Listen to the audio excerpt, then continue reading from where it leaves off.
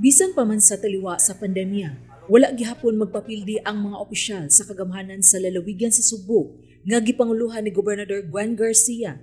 Kay nagpadayon lang gihapon kini pagbuo og mga infrastructure projects sa kalungsuran ug mga dakbayan. Kini aron makita og matagamtaman gayud sa mga Sugboanon ang pagkaadunahan sa Sugbo. Sa higayon nga muhamugaway na ang ilang kahimtang didto, ilabi na sa kalidad sa kadalanan.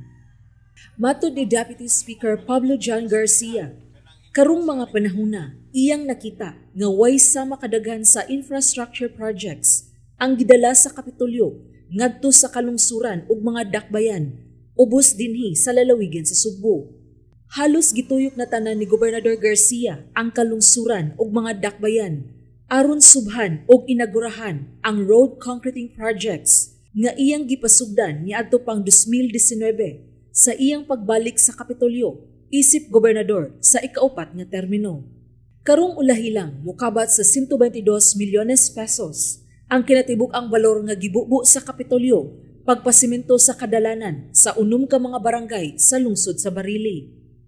Samtang didto sa lungsod sa Balamban, dulan sa 77 milyones pesos ang kantidad sa kadalanan nga bag-o lang giablihan ug gisubhan sa Kapitolyo. Daghan tayo, wa pa makakita kita, sukat masukat ug sama kadaghan nga infrastructure project sama karon nga termino ni Governor Gwen Garcia. Pinaagi sa pagpasimento ug pagpanindot sa kadalanan, hapsay ug dali na ang pagbiyahe ug paghatod sa mga utanon ug ubang produkto gikan sa kabukiran.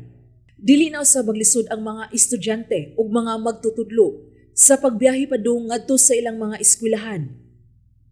Nakita sa katawhan ug sa mga opisyales sa kalungsuran, saway sa mga klase sa liderato ni Gobernador Garcia nga kanunay naghunahuna og mga programa ug mga proyekto nga labing gikinahanglan sa mga Sugboanon ug way gipili nga kolor sa politika.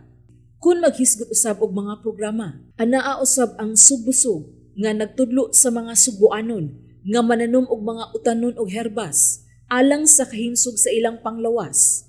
Sa maong programa, nigawas usab ang pagkamamugnaon sa mga mulupyo.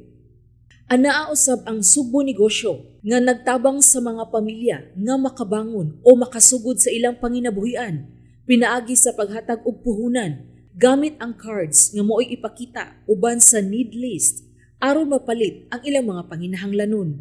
Masalamat yun ni Governor Gwen na iyang unique ibugna na programa. Tungod ni ining programaha, we have over 8,250 businessmen and women, 8,250 Cebuanos, 8,250 families who are now given a new sense of hope amidst these trying times.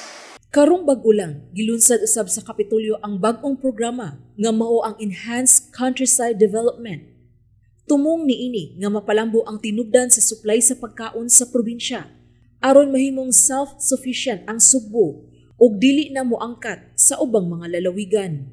It's a very rare opportunity for me and I so honored and privileged that I was a witness of this very historic event that as far as I can remember, this only happened today. And I should say that this is a dream come true for the farmers, especially from the countryside. Wala usab mawala ang halad sa gugma alang kang lolo og lola. Diin nakadawat og vitamins ug food packs ang mga senior citizen, ingon man ang persons with disabilities ug barangay frontliners. Pipila lang kini sa mga programa o proyekto nga gipatuman sa administrasyon ni Garcia nga nagpakita sa lig-on og ligdong nga liderato niini nga wa magpatayog taliwa sa pandemya. Sheila Gravinez, Balita sa Subo.